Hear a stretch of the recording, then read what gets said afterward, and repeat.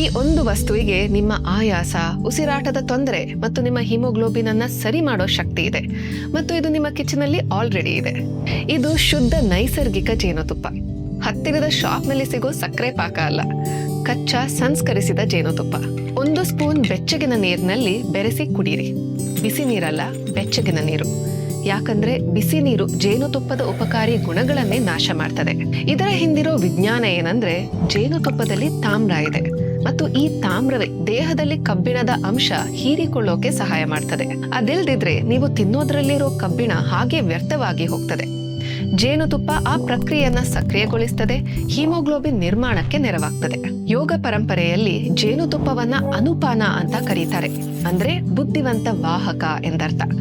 ಯಾಕಂದ್ರೆ ಕಚ್ಚಾ ಜೇನುತುಪ್ಪದ ರಾಸಾಯನಿಕ ರಚನೆ ಮಾನವ ರಕ್ತದ ಪ್ಲಾಸ್ಮಾಕ್ಕೆ ಅತ್ಯಂತ ಹತ್ತಿರದಲ್ಲಿದೆ.